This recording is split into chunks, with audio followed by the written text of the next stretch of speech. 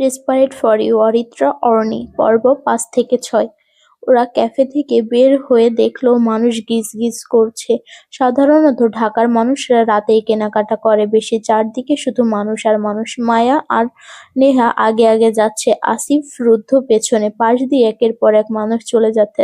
ধাক্কা লাগছে নাকি হচ্ছে কারো দেখার সময় নেই। রুদ্ধ করছে কি, মায়ের পাশ দিয়ে কেউ হেঁটে গেলে ও হাত দিয়ে সাইড করছে যাতে মায়ের শরীরে কারো টাচ না লাগে। বিষয়টা দেখে আসিফ একই কাজ করছে, নেহার পাশ দিয়ে হাত দিয়ে হাঁটছে। মায়ার মনে শুধু আশেপাশের মেয়েদের দেখছে, অনেকেরই রুদ্ধর দিকে চেয়ে আছে। আচ্ছা, এরা কি মায়াকে দেখতে পাচ্ছে না? লোকটা তো মায়ের পেছনেই বডিগার্ডের মতো হাঁটছে। মায়ের এক মুহূর্তের জন্য মনে হচ্ছে সে বডিগার্ড ছবির কারিনা কাপুর আর রুদ্ধ সালমান খান। কথাটা ভেবেই মায়া মুচকি হাসলো।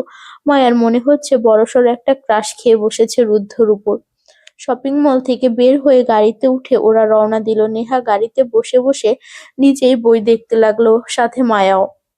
আধ ঘন্টার মাঝেই বাসার সামনে এসে গাড়ি থামলো। মায়া আর নেহা নেমে গেল। আসিফ জানালা দিয়ে মাথা বের করে বলল, bye Maya, bye Neha. Maya bye বললেও নেহা ভেংচি কেটে চলে গেল। রুদ্ধ আর আসিফ যাবে আড্ডা দিতে, তাই ওরা চলে গেল।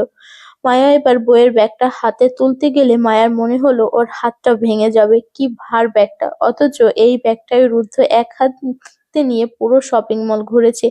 নেহা মায়ার এমন কপোকাত অবস্থা দেখে হেসে ফেলল। একা নিয়ে যেতে পারবি নাকি সাহায্য করব? না, পারবো। মায়া সিঁড়ি দিয়ে 3 তলায় উঠতে উঠতে ওর হাতের তালু লাল হয়ে উঠল। মায়া কলিং বেল বাজাতেই মুহিবা বেগম দরজা খুলে দিল। মায়ার নাজেহাল অবস্থা। মায়া বলল, সরো সরো, এটা আগে রাখতে দাও, হাতের 12টা বেজে গেছে একবারে। এত দেরি হলো কেন আসতে? মায়া মহিমা বেগমের কথার উত্তর না দিয়ে বইগুলো নিয়ে নিজের ঘরে গিয়ে আবার ফিরে এসে বলল, কিছু কিনতে গেলে তো সময় লাগেই আম্মা। তাই বলে রাত হবে? মেয়ে মানুষ তুই, ভুলে যাস না। মায়া পানি খেলো 1 গ্লাস, পরপর রুমে যেতে যেতে বলল, আমি একা তো ছিলাম না, নেহা ছিল, নেহার ভাইও ছিল। কে, রুদ্ধ? মায়া নিজের ঘরে ঢুকে গিয়েছিল। রুদ্ধের নাম শুনে দরজা দিয়ে উকি দিয়ে বলল, জি, রুদ্ধ। রুমে এসে মায়া ফ্রেশ হয়ে একটা টি-শার্ট আর পাজামা পরে নিল। চুলগুলো উঁচু করে বেঁধে নিয়ে পড়ার টেবিলে এসে বসলো। এখন বই বের করবে। নতুন বই নেড়েচেড়ে দেখার মাঝেও শান্তি আছে বলে মায়া মনে করে। রুদ্ধ বন্ধুদের সাথে ক্লাবে বসে। আসিফ এসেই আজকের সব ঘটনা গড়গড় করে রাশেদ আর রিপনকে বলে দিয়েছে। রুদ্ধ বসে বসে জুস খাচ্ছে। সে খুব চাপে না পড়লে ড্রিঙ্ক করে না, তবে সিগারেটটা না হলে আর চলে না। আবার রুদ্ধ এসব গল্প শুনে রাশেদ বলে উঠল, তুই তো সোজা বিয়ে করে নিলেই পারিস। রুদ্ধ, এত কিছু করার কারণ কি? রুদ্ধ একটু সময় নিয়ে বলল, অনেক কারণ, অনেক। রুদ্ধর কথা বরাবরই ওদের মাথার উপর দিয়ে যায়, আজও তাই। সরাসরি কোনো কথা রুদ্ধ বলে কিনা সন্দেহ আছে। ওরা এটা ওটা নিয়ে কথা বলছে। রুদ্ধ নিজের ফোন বের করে কিছু ছবি দেখছে খুব মনোযোগ দিয়ে। এই মেয়ে রুদ্ধ সব জায়গায় বিচরণ করে, কোথাও গিয়ে রুদ্ধ শান্তি পায় না। বন্ধুদের সাথে আড্ডায়ও রুদ্ধর মন পড়ে থাকে সেই রমণীর কাছে। সেই যে মন চুরি হলো কোনো এক সন্ধ্যায়, আজও সেই মন রুদ্ধ ফেরত পেল না। সাথে মন নিয়ে যাওয়া মানুষটাও হাতের নাগালের থেকে ধরা দিচ্ছে না। এই বিরহ রুদ্ধ কাকে বোঝাবে? মায়া বইটই দেখা শেষ করে উঠে গেল। আয়নার সামনে গিয়ে দাঁড়ালো। মায়া একা থাকলেই আয়নার সামনে দাঁড়িয়ে রং ঢং করে। আজও তাই গুনগুন করে গান গাইছে আর নিজেকে দেখছে। মায়া ঠিক করেছে এখন থেকে সে একটু পরিপাটি হয়ে থাকবে, সেজেগুজে। তাহলেই রুদ্ধর চোখে পড়বে। রুদ্ধ যেই সুন্দর, সব মেয়েরা ওই লোককে দেখে কম্পিটিশন অনেক। মায়া হারতে পারে না, যে করেই হোক ক্রাশকে পটাতেই হবে। আচ্ছা, লোকটা কি প্রেম করে? করলে কার সাথে করে? যদি মায়া শোনে লোকটা প্রেম করে, মনটা ভেঙে 5 টুকরো হয়ে যাবে। জীবনে প্রথম কারো উপর ক্রাশ খেয়েছে, সে যেন সিঙ্গেল থাকে। রুদ্ধ ওরা আড্ডা দিয়ে বের হলো 9টার দিকে। এবার সবাই বাসায় ফিরবে। হুট করে রাশেদ বলল, দোস্ত, অনেকদিন হলো ক্রিকেট খেলা হয় না, এখন তো রুদ্ধও আছে, চল একটা ম্যাচ খেলি কাল। আসিফ বলল, কোথায় খেলবি? জায়গাই তো নেই। রিপন বলে উঠল, কেন? রুদ্ধদের বাসার পাশেই তো প্লেগ্রাউন্ড আছে। আসিফ রুদ্ধর দিকে চেয়ে বলল, তুই কি বলিস? রুদ্ধ ওর গাড়িতে উঠতে উঠতে বলল, আমার কোনো সমস্যা নেই, কল করিস, চলে আসবো। রিপন চেঁচিয়ে বলল, সাথে নিখিল রেও নিস, ও খুব ভালো খেলে। রুদ্ধ কিছু বলল না, চলে এলো। ক্রিকেটে রুদ্ধর একসময় ইমোশন ছিল। স্কুল কলেজে রুদ্ধ ক্রিকেটে বেশ ফোকাস করছিল, কিন্তু হুট করে একদিন পায়ের লিগামেন্টে সমস্যা হলো। রুদ্ধ নিজে থেকেই সরে এলো এসব থেকে, তবে খেলতে ভুলেনি। রুদ্ধ চলল বাসার দিকে। চৌধুরী বাড়ির বাসার ঘরে গোল মিটিং বসেছে। একটু আগে নীরবের মা কল করে জানিয়েছে তারা এই মাসের শেষের দিকে আংটি বদলের অনুষ্ঠানটা করে রাখতে চায়, কিন্তু এটা তিশার এক্সামের পর করার কথা ছিল। যদিও তাদের কোনো সমস্যা নেই, তবুও একটা প্রস্তুতির বিষয় তো আছে। বাড়ির বড় মেয়ের বিয়ে বলে কথা, সব অনুষ্ঠানে ধুমধাম করে হবে। সজীব চৌধুরী বলল, তাহলে অনুষ্ঠানের জন্য সব রেডি করতে বলি। আশরাফ চৌধুরী বলল, হাতে আর 10 দিন সময় আছে তো, তাড়াহুড়োর কিছু নেই, সব সুন্দর মতোই হবে। ওদের কথা শুনে নেহা তো মহা খুশি। অবশেষে আর একটা বিয়ে বাড়িতে। বিয়ে মানেই নেহার এত এত শপিং করার সুযোগ। সবার ছোট সে, এটা ওটা করতে করতে সব লুফে নেয় নেহা। এবার তো রুদ্ধ আছে, যদিও রুদ্ধ নেহাকে যা বলে তাই দেয়, এবার সঙ্গে আছে, আরো মজা হবে। নেহার ভাবনার মাঝে নিখিল এসে নেহার পেছনে দাঁড়ালো। সে এতক্ষণে পড়তে বসেছিল। তাকে পড়ার টেবিলে দেখা যায় খুব কম। যেদিন সজীব চৌধুরী বাসায় থাকে সেদিন সে পড়তে বসার ভং ধরে, যাতে বকা না খেতে হয়। নিখিল এসেই নেহার ঝুঁটি ধরে টান দিল। নেহা পেছনে চেয়ে দেখল লম্বু নিখিল সোজা হয়ে দাঁড়িয়ে আছে। নেহা তাকাতেই নিখিল বলল, কি আমার দিকে এমন করে চেয়ে আছিস কেন? তুমি আমার চুল টানলে কেন? আমি টানিনি। তাহলে কে টেনেছে?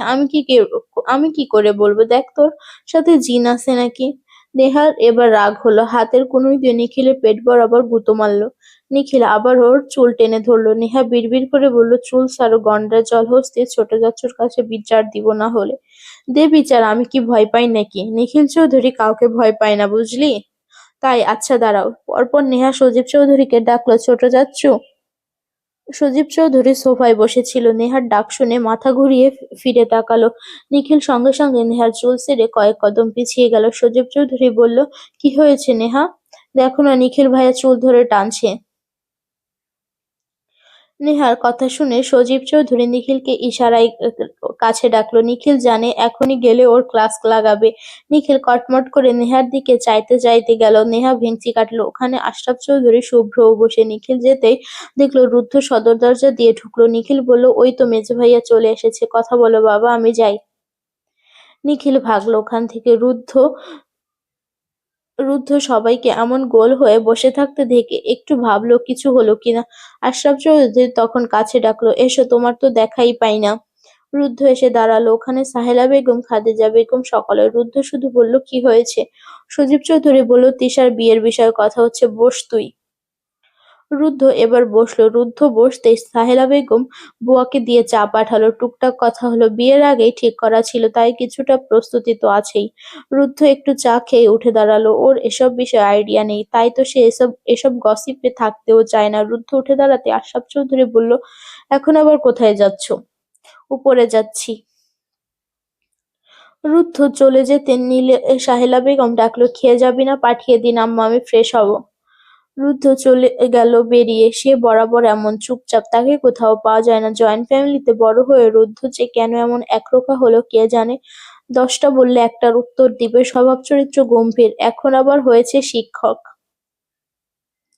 মায়া আয়নার সামনে বসে বসে ঠোঁটে লিপস্টিক দিচ্ছে। একটু সাজগোজ করে নিজেকে দেখবে। ঠিক কেমনভাবে রুদ্ধর সামনে গেলে রুদ্ধর দিকে চেয়ে থাকবে, যেভাবে মেয়েরা রুদ্ধর দিকে চেয়ে থাকে। মায়া লিপস্টিক দিয়ে নিজেকে একটু দেখবে, তার আগেই মহিমা বেগমের ডাক। মায়া ভাবলো যাবে না, কিন্তু সঙ্গে সঙ্গে আবার ডাক। মায়া এবার ঠোঁটের লিপস্টিকটা কোনো রকমে মুছলো না দেখেই এরপর রুম থেকে বের হলো। মহিমা বেগম বললেন, কই ছিলেন শাহজাদি? কল্পনার জগতে হারিয়ে গিয়েছিলেন?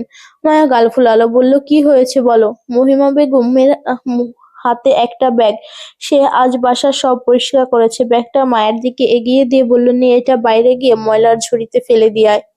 মায়া ব্যাগটা হাতে নিল। নিচে একটা ডাস্টবিন রাখা আছে। বাসার সব ময়লা ওখানেই ফেলা হয়। নির্দিষ্ট একটা সময় ওটা আবার পরিষ্কার করা হয়। মায়ের পরনে শুধু টি-শার্ট আর পাজামা। মায়া আর রুমে গেল না। ওড়না আনতে সোফার উপর দেখলো একটা গামছা রাখা। সেটাই ঘাড়ের পেছন দিয়ে দুই সাইডে ফেলে রাখলো। এই রাতের বেলা ওকে আর কে দেখবে? মায়া দরজা খুলে সিঁড়ি দিয়ে নিচে নামছে আর গুনগুন করে গান গাইছে। এদিকে ওদিকে হুঁশ নেই তার। দোতলা সিঁড়ির ঘরে আসতে মায়া দুম করে ধাক্কা খেলো। সামনে তাকাতেই দেখলো রুদ্ধকে। রুদ্ধকে দেখে মায়া নিজের দিকে চেয়ে সঙ্গে সঙ্গে উল্টো ঘুরতে গিয়ে দেয়ালের সঙ্গে বাড়ি খাবে তার আগে রুদ্ধ নিচের হাত দিয়ে ঠেকালো। মায়ার কপাল গিয়ে ঠেকলো রুদ্ধর হাতে। মায়া হতভম্ব হয়ে গেছে। মায়া নড়ছে না, চড়ছেও না। রুদ্ধ মায়াকে ওপর থেকে নিচ পর্যন্ত দেখলো। মায়ের এদিকে লজ্জায় পরাণ যায়। রুদ্ধ বলল, এদিকে ঘুরো। মায়া এবার সোজা হয়ে ঘুরলো। রুদ্ধ হাত সরিয়ে নিল। মায়া ইচ্ছে করছে ছুটে পালিয়ে যেতে, শেষে কিনা এ অবস্থায় ও রুদ্ধর সামনে পড়লো। আর কেউ ছিল না। মায়া মাথা নিচু করে দাঁড়িয়ে আছে। ওর সামনেই রুদ্ধ সোজা হয়ে দাঁড়ালো। মায়া ময়লার ব্যাগটা শক্ত করে চেপে ধরে রেখেছে। রুদ্ধ বলল, এত তাড়াহুড়া কেন করছিলে? এখনই তো দেয়ালের সঙ্গে লেগে মাথাটা ফেটে যেত। রুদ্ধর কণ্ঠ শুনে মায়ের অবস্থা আরো খারাপ। বুকটা ধকপক করছে। এত কাছে দাঁড়িয়ে আছে রুদ্ধ, মায়ের গলা দিয়ে কথা বের হচ্ছে না। কি বলবে? সব কেমন গুলিয়ে যাচ্ছে। তবুও কষ্ট করে বলল, ভয় পেয়ে গিয়েছিলাম তো তাই। কাকে? আমাকে দেখে? না না, আমি তো। মায়ের কথাটা শেষ করার আগেই রুদ্ধ এক কদম এগিয়ে গেল মায়ের দিকে। মায়া একটু পিছিয়ে গেল। রুদ্ধ আরেক কদম এগিয়ে গেল। মায়া তাকাচ্ছে না, মাথা নিচু করে রেখেছে। ভাবছে রুদ্ধই কিছু করবে না তো। কিন্তু কয়েক সেকেন্ড পর রুদ্ধ আবার আগের জায়গায় ফিরে এলো। মায়ের দিকে চেয়ে বলল, যে কাজে যাচ্ছিলে যাও। কথাটা বলে রুদ্ধ উপরে ওঠার জন্য পা বাড়াতেই মায়া হুট করে ডেকে উঠল, স্যার। রুদ্ধ থেমে গেল। রুদ্ধ মাথা ঘুরিয়ে চেয়ে বলল, ইয়েস। মায়া রুদ্ধর কণ্ঠেই ফিদা হয়ে যাবে এবার। মায়া কেন ডাকলো এবার সেটাই মাথা থেকে বের হয়ে যাচ্ছে। মায়া বলল, ধন্যবাদ আপনাকে। For what? ওই যে সন্ধ্যায় সাহায্য করলেন। রুদ্ধ সামনে চেয়ে মুচকি হাসলো, যা মায়া দেখতে পেল না। রুদ্ধ সিঁড়ি দিয়ে উঠে যেতে যেতে বলল, এমন শুকনো ধন্যবাদ আমার চাই না ম্যাডাম। কথাটা বলে রুদ্ধ সিঁড়ি দিয়ে উঠে চলে গেল। মায়া হা করে চেয়ে আছে। শুকনো ধন্যবাদ আবার কি? ভেজা ধন্যবাদ পাবে কোথায়? মায়া বলেও গেল না। বেশি জ্ঞানী মানুষের সাথে কথা বললে এই এক সমস্যা, সব কথা মাথার উপর দিয়ে যায়। মায়া এবার নিজের দিকে তাকালো। এবার ওর চোখ বেরিয়ে আসার উপক্রম। কি অবস্থায় দাঁড়িয়েছিল রুদ্ধর সামনে! ইস, বুক থেকে গামছা সরে গেছে, চুল এলোমেলো। এমন বিধ্বস্ত অবস্থায় কেন সে রুদ্ধর সামনে পড়লো? এবার তো রুদ্ধর মতো পুরুষ মায়ের দিকে ফিরেও তাকাবে না। মায়ার নিজের উপর রাগ হচ্ছে। এখন থেকে বাসায়ও পরিপাটি হয়ে থাকবে। কখন রুদ্ধ সামনে এসে পড়ে বলা যায় না। মায়ের মনটা খারাপ হয়ে গেল। ময়লার ব্যাগটা নিয়ে সিঁড়ি দিয়ে নেমে গেল। মেয়েটা সব দুর্ঘটনা ওর সাথেই ঘটে। রুদ্ধ রুমে এসে সোজা বারান্দায় গিয়ে দাঁড়ালো। দেখলো মায়া ময়লার ব্যাগটা ফেলে বিড়বিড় করতে করতে বাড়ির ভেতর ঢুকলো। রুদ্ধ মুচকি হাসলো। এমন অবস্থায় রুদ্ধ মায়াকে সামনে থেকে প্রথমবার দেখলো। বুকটার মধ্যে কেমন যেন করছে রুদ্ধর। এই মেয়ের এমন ভুবনমোহিনী রূপ রুদ্ধর বুকে আগুন জ্বালিয়ে দিচ্ছে। আগে দূরে থেকে দেখতো কত রাত রুদ্ধ ঘুমাতে পারেনি। খোদা বোধহয় তার ধৈর্যের পরীক্ষা নিচ্ছে পদে পদে। না হলে এই মেয়ে আজ রুদ্ধর বুকে থাকতো, রুদ্ধর কাছে থাকতো। কেন যে এমন একটা পিচ্চি মেয়ের উপরে রুদ্ধর নজর গেল, রুদ্ধ আজও ভেবে পায় না।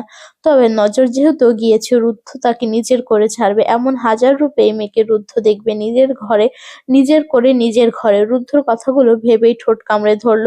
মনে মনে বলে উঠল, প্রেয়সী তুমি শুধু আমার। এই রুদ্ধ ইয়াজিদ চৌধুরীর মনের রানী তুমি।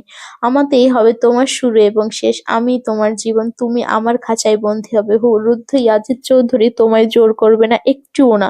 তুমি নিজে এসে বন্দী হবে। এরপর আমি শুধু তোমাতে বিচরণ করব, শুধু তোমাতে।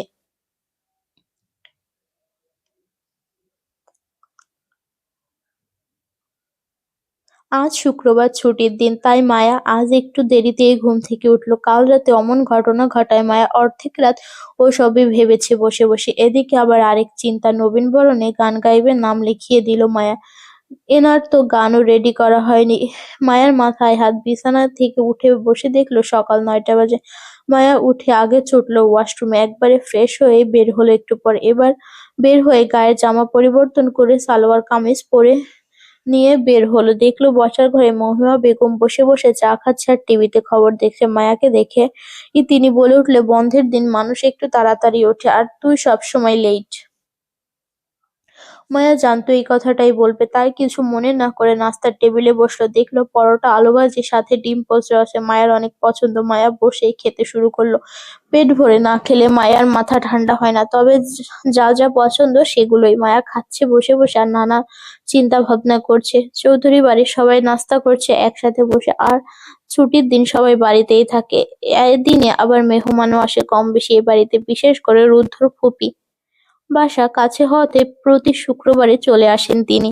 আশরাফ চৌধুরী চুপচাপ খাচ্ছে। তার বয়স হয়েছে, 2 ছেলে তার নিজ পায়ে দাঁড়িয়েছে, কিন্তু আজও তিনি কাজ করেন, অফিসে যান। শুভ্র চুপচাপ মানুষ, কথা কম বলে, তবে বাড়ির সব কাজে তাকে পাওয়া যায়। নরম মানুষ, কোনো কাজে না নেই। তবে শুভ্রর একবারে উল্টো রুদ্ধ।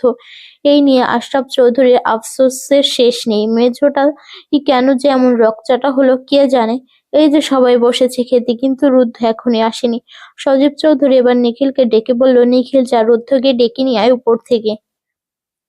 নিখিল সবই খেতে বসেছিল। তার এ বাড়িতে শান্তি নেই, বিশেষ করে সজীব চৌধুরীর জন্য। নিখিলকে একটু দেখলেই এটা ওটা কাজে লাগিয়ে দেয়। নিখিল ভয়ে সামনে চায় না। বিড়বিড় করতে করতে নিখিল উপরে চলে গেল। গিয়ে দেখে রুদ্ধর রুম বন্ধ, তবে পাশের রুমটা খোলা। নিখিল দরজা খুলে ভেতরে ঢুকতেই দেখলো রুদ্ধ ডাম্বেল হাতে এক্সারসাইজ করছে, অনেকটা ঘেমেও গেছে। এটা রুদ্ধর জিম রুম। অনেক আগে থেকে নিখিল ঢুকে রুদ্ধকে দেখে বলল, ভাই তুমি এই জায়গায় জিম করছো? নিচে সবাই বসে আসে তোমার জন্য, চলো। রুদ্ধ হাত থেকে ডাম্বেল রেখে দিয়ে একটা পানির বোতল তুলে নিয়ে পুরো বোতলটা শেষ করলো। রুদ্ধ পরনে স্লিভলেস টি-শার্ট আর ট্রাউজার। রুদ্ধ বলল, আচ্ছা যা, আমি আসছি। না, আব্বু বলেছে তোমাকে ডেকে নিতে, সঙ্গেই চলো। রুদ্ধ মুচকি হাসলো। এরপর জিম রুম থেকে বের হয়ে নিজের রুমে গেল। নিখিলও পিছু পিছু গিয়ে বসলো সোফার উপর। রুদ্ধ কয়েক মিনিটের মধ্যে ফ্রেশ হয়ে শার্ট পরে বের হলো। এরপর নিখিলকে নিয়ে নিচে নামতে নামতে নিখিলকে বলল, ক্রিকেট খেলতে যাবি? নিখিল খেলার কথা শুনে খুশি হয়ে গেল। ইস, কতদিন খেলে না। বলল, কোথায় খেলবো, কখন? রুদ্ধ নামতে নামতে বলল, নাস্তা করেই বের হব। রুদ্ধ নামলো ওর পিছু পিছু। নিখিল এবার নিখিলের খুব ভালো লাগছে। রুদ্ধ খেলতে নিয়ে গেলে কেউ কিছু বলতে পারবে না। রুদ্ধ এসে সোজা সজীব চৌধুরী পাশের চেয়ারটায় বসলো। আশরাফ চৌধুরী আর চোখে চেয়ে বললেন, বন্ধের দিনে তো তাড়াতাড়ি ওঠা যায়। রুদ্ধ শুধু বলল, আমি 6টায় উঠেছি। তাহলে নিচে আসা হয়নি কেন? কাজ করছিলাম। বাপ ছেলের এমন টুকিটাকি কথা কাটাকাটি লেগেই থাকে, আগেও এমন ছিল। রুদ্ধ বরাবর গম্ভীর চুপচাপ হুটহাট কাজ করে, যেটা আশরাফ চৌধুরী একবারেই পছন্দ করে না। একটা ফ্যামিলি ডিসকাশন আছে, ওটা রুদ্ধ জানেই না, নাকি মানে না কে জানে। সবকিছুতেও আলাদা।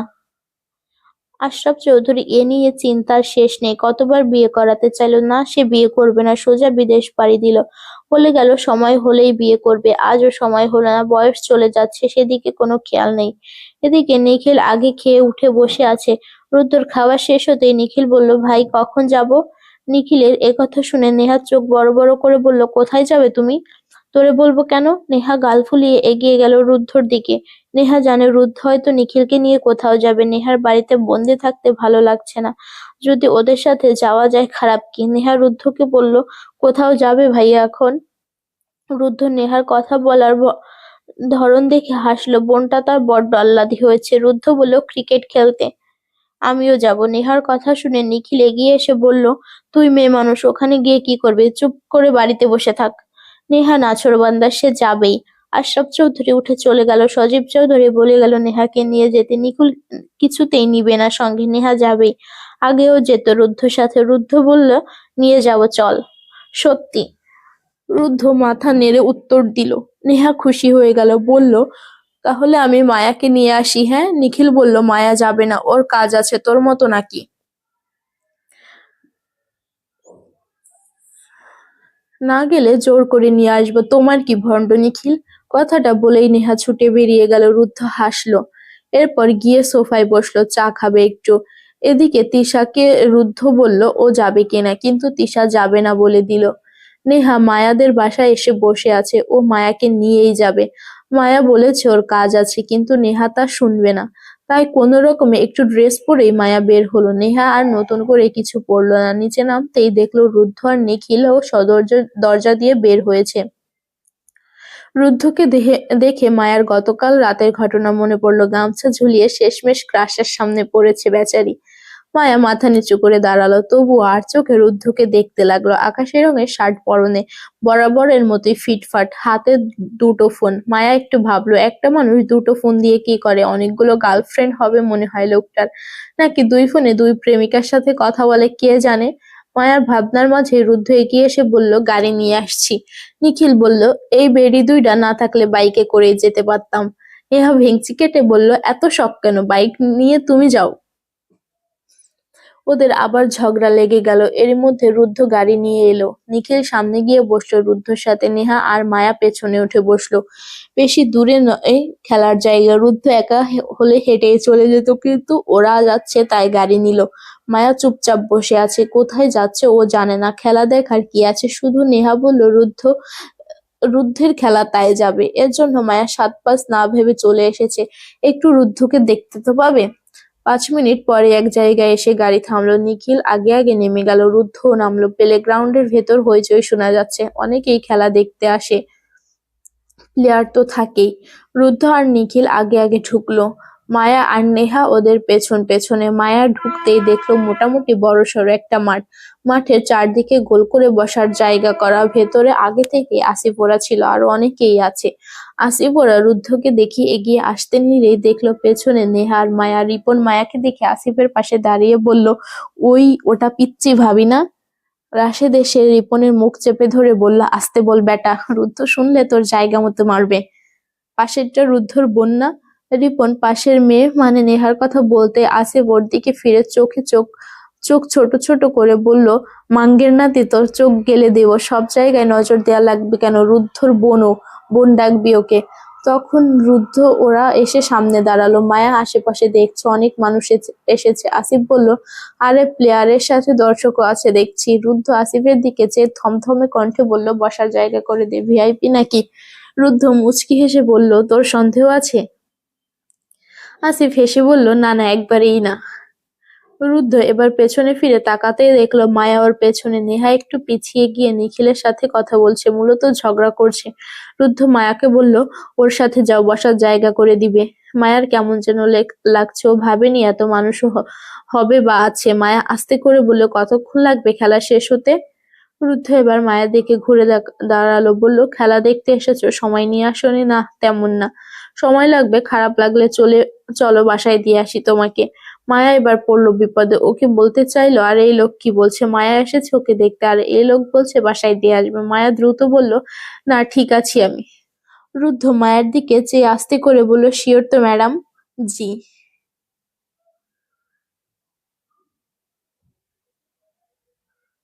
ওকে, কোনো কিছু দরকার হলে বলো। মায়া শুধু মাথা নাড়ল। আসিফ নিজে গিয়ে ওদের সামনের দিকে সিটে বসার জায়গা করে দিল। নেহা নিখিলের সাথে ঝগড়া করে এসেছে, তাও বিড়বিড় করছে। এমন সময় আসিফ পাশ দিয়ে যাওয়ার সময় নেহাকে বিড়বিড় করতে দেখে বলল, অমন বিড়বিড় করে কি বলছো তুমি? কাউকে অভিশাপ দিচ্ছ নাকি? নেহা আসিফের দিকে চেয়ে বলল, হ্যাঁ দিচ্ছি, আর দিতেই থাকবো। কেন? কি অভিশাপ দিচ্ছ? অভিশাপ দিচ্ছি যাতে আজ আপনারা হেরে যান। নেহার কথা শুনে আসিফ হতবাক হয়ে বলল, এই অভিশাপ কেন? কারণ আপনার দলে নিখিল খেলে, ওই বদটা যেই দলে থাকবে সেই দলই হারবে, ইতর একটা। আসিফকে পাশ কাটিয়ে নেহা চলে গেল। আসিফ কপাল চাপড়ালো, শুরুতেই অভিশাপ নিয়ে মাঠে নামতে হবে? আজ শিওর হারবে। এই মেয়েরা এমন কেন হয়, কথায় কথায় অভিশাপ। না জানি আসিফের কপালে কি আছে, সারা জীবন অভিশাপ পেতে পেতে মনে হচ্ছে বেচারা ধ্বংসই হয়ে যাবে। মায়া নেহা বসেছে একবারে সামনের দিকে, ওদের পাশে আর একটা মেয়ে বসেছে। মেয়েটা হয়তো অপোজিট টিমকে সাপোর্ট করছে। মায়া আর নেহা জন্য একটু পর একটা ছেলে এসে কিছু চিপস আর কোকের বোতল দিয়ে গেল। নেহা জানে এগুলো ওর ভাই পাঠিয়েছে, কিন্তু মায়া বুঝলো না। ও বলল, এগুলো কেন আমাদেরই দিচ্ছে, অন্য কাউকে তো দিচ্ছে না, মাথা মোটা ভাইয়া পাঠিয়েছে। ওহ। মায়ার ও মনে হচ্ছে কিছু খেয়ে খেয়ে খেলা দেখতে পারলে ভালো হতো, যদিও মায়া খেলার খাওয়া বুঝে না। মাঝে রুদ্ধ ওদের দেখা যাচ্ছে। রুদ্ধ একটা ব্যাট নিয়ে পিছে দাঁড়িয়ে আছে, সবকিছু ঠিকঠাক করা হচ্ছে, ওদের জার্সিও দেয়া হয়েছে। রুদ্ধ ওটাই পরেছে, শার্ট খুলে, এখনই খেলা শুরু হবে। মায়া ওর পাশের মেয়েটাকে ডাকলো, ওরা দুজন খাচ্ছে, ওকে ডেকে ও দিল। টুকটাক কথা বললো। মেয়েটার নাম জুই, ওদের সাথেই পড়ে, কিন্তু ওরা চেনে না। জুইয়ের ভাই খেলছে, তাই ও দেখতে এসেছে। মায়া আর নেহা ওর সাথে কথা বললো, বন্ধুর মতো হয়ে গেল অনেকটা। তিনজন মিলে খেলা দেখতে লাগলো। শুরুতেই রুদ্ধদের টিম নেমেছে, কিন্তু রুদ্ধ এখনো নামেনি, সে চেয়ারে বসে আছে। মায়া কুটকুট করে চিপস খাচ্ছে আর রুদ্ধকে দেখছে। তখনই রুদ্ধের টিমের একজন আউট হয়ে গেল। মায়া দেখলো রুদ্ধ হাতে গ্লাভস পরেছে, তার মানে এখনই নামবে। নেহা বলেছে এই ভাইয়া নামবে এখন। মায়া তো আগে থেকেই চেয়ে আছে। রুদ্ধ মাঠে নামার আগে একবার দূর থেকে তাকালো সামনের দিকে। মায়ার চোখে চোখ পড়ে গেল। রুদ্ধ আগে চোখ সরিয়ে নিল। ব্যাটিং করবে রুদ্ধ। ওপাশ থেকে রিপন চেঁচিয়ে বলল, আজ কিন্তু স্পেশাল গেস্ট আছে রুদ্ধ, মনে রাখিস কিন্তু। কথাটা পুরো মাঠের মানুষ শুনল বোধহয়। রুদ্ধ তাকালো মায়ের দিকে, পরপর চোখ সরিয়ে নিল। বল করা হলো, রুদ্ধ খেলতে লাগলো। বহুদিন পর ব্যাট হাতে নেওয়ায় রুদ্ধ শুরুতে অতটা ভালো করতে পারছিল না। কয়েকটা বল যেতেই রুদ্ধ 6 মারল। নেহা সঙ্গে সঙ্গে লাফিয়ে উঠল। যতই অভিশাপ দিক, ভাইয়ের টিম সাপোর্ট তো করতেই হবে। মায়া শুধু দেখছে। এরপর আর রুদ্ধকে দমানো গেল না। একের পর এক 4 ছক্কা হলো। মায়া খুশি হচ্ছে শুধু, এদিকে ওদের টিমের রানও বাড়ছে। লম্বা একটা সময় রুদ্ধদের টিম ব্যাটিং করার পর বিরতির সময় এলো। 15 মিনিট পর আবার খেলা শুরু হলো। সবাই বসে দেখছে। হুট করে মায়ার পেছনের সারিতে কতগুলো ছেলে এসে বসলো। যদিও মায়া চেয়েও দেখেনি, তবে তাদের কথোপকথন শুনে মনে হচ্ছে কেমন যেন। নেহা তো সেই বিরক্ত হচ্ছে খেলার মাঝামাঝি সময়ে এসে। অপোজিট দলের অবস্থা হারার পর্যায়ে। এমন সময় মায়ার পেছনে থাকা একটা ছেলে মায়াকে কিছু একটা দিতে যাচ্ছে। বিষয়টা চোখে পড়লো মাঠে থাকা রুদ্ধর। রুদ্ধ চেয়ে রইল, নজর রাখলো। এবার ওখান থেকে একটা ছেলে যেই কাগজটা মায়াকে দেয়ার জন্য ডাকতে যাবে, রুদ্ধ পেছনে ছিল পানির বোতল। রুদ্ধ হাতে তুলে নিয়ে সেটা ছুঁড়ে মারল ছেলেটার দিকে। বোতলটা গিয়ে সোজা ছেলেটার হাতে লাগলো। রুদ্ধ এক দৌড়ে গিয়ে ছেলেটার কলার চেপে ধরলো। পুরো মাঠের সবাই জড়ো হয়ে গেল। রুদ্ধ বোধহয় রেগে আগুন হয়ে উঠল। মায়া ভয়ে চেয়ে আছে। রুদ্ধ ছেলেটার ঘাড়ের পেছনে বাঘের মতো থাবা দিয়ে ধরে বলল, কি করছিলি তুই? কি দিচ্ছিলি ওকে? বের কর। ছেলেটা ভয়ে রীতিমতো কাঁপছে। কাঁপতে কাঁপতে বলল, কিছু না। হাত বাড়াচ্ছিলি না ওর দিকে? তুই হাত এগিয়ে দিয়েছিলি না? ওই হাত কিন্তু আমি ভেঙে রেখে দেব। কেউ রুদ্ধকে থামাতে পারছে না। আসিফ কয়েকবার চেষ্টা করেও পারল না। রুদ্ধ ছেলেটার গলা চেপে ধরে দাঁতে দাঁত চেপে বলল, আমি কিন্তু অন্ধ না। আমার জিনিসের দিকে হাত বাড়ালে জানমাল ধরে টান দেওয়া লোক আমি। আর তুই আমার দুনিয়ার দিকেই হাত বাড়াচ্ছিলি, রাস্কেল। কথাটা বলে রুদ্ধ এমন ভাবে বলল, ছেলেটা ছাড়া কেউ শুনতে পেল না। আসিফ, রাশেদ ওরা টেনে রুদ্ধকে সরালো। ওই ছেলে ঘাড়ে রুদ্ধর হাতের দাগ বসে গেছে। রুদ্ধ এবার মায়ার দিকে তাকালো। মায়া আগে থেকেই চেয়েছিল সবাই রুদ্ধকে ঠান্ডা হতে বললেও রুদ্ধ মায়াকে দেখে বুঝলো ও ভীষণ ভয় পেয়েছে। রুদ্ধ করল না, সবার সামনে থেকে উঠে গিয়ে মায়ার সামনে গিয়ে দাঁড়িয়ে হুট করে মায়ের বাম হাতটা চেপে ধরে টেনে নিয়ে গেল। মায়া হতবাক, সাথে ওখানে উপস্থিত সকলে। যদিও আসিফ ওদের জানা, কিন্তু রুদ্ধ এমন করবে এটা কেউ ভাবেনি। মায়া মূর্তির মতো এগিয়ে যেতে লাগলো রুদ্ধর সাথে। রুদ্ধ একটু ফাঁকা জায়গায় এসে মায়াকে চেয়ারে বসিয়ে দিল। মায়ার মনে হচ্ছে ও পুতুল হয়ে গেছে। গলা দিয়ে একটা কথাও বের হচ্ছে না। রুদ্ধ একটা পানির বোতল হাতে নিয়ে ওটা খুলে মায়ার সামনে হাঁটু গেড়ে বসে বোতলটা মায়ের দিকে এগিয়ে দিয়ে বলল, খাও। মায়া ভয় পেয়ে আছে, পানি খাবে কি, তবুও একটু খেলো। রুদ্ধ চেয়ে রইল। মায়ের বুক ধড়ফড় করছে। রুদ্ধ ফের পানির বোতলটা নিয়ে রেখে দিয়ে মায়ার দিকে চেয়ে বলল, ভয় পেয়েছো? মায়া কিছু বলছে না। রুদ্ধ ফের বলল, লিসেন মায়া, এত সবকিছু ঠেলার সময় আমার নেই। আমি থাকতে তোমার কোনো ভয় নেই। কেউ কিচ্ছু করতে পারবে না। তোমার শান্ত হও। মায়া কি বলবে ভেবে না পেয়ে শুধু বলল, বাসায় যাব। রুদ্ধ উঠে দাঁড়ালো। ফের মায়ার হাতটা নিজের হাতের মুঠে নিয়ে পেছনে ফিরে চেয়ে বলল, নিখিল, নেহাকে নিয়ে চলে আয় পার্কিং এ। মায়া হতভম্ব হয়ে গেছে। রুদ্ধ মায়ার হাত ছাড়লই না। হাত ধরেই গাড়ির ওখানে নিয়ে গেল। গাড়ির গেট খুলে সামনে সিটে বসালো। নিখিল আর নেহা তখন এলো। নেহা অবাক হচ্ছে না কি হচ্ছে বোঝা গেল না। নিখিল এসব দেখে একবারে আকাশ থেকে পড়েছে। তার ভাই কি পাগল হলো নাকি আগে থেকেই পাগল হয়েছিল? সব মাথার উপর দিয়ে গেল।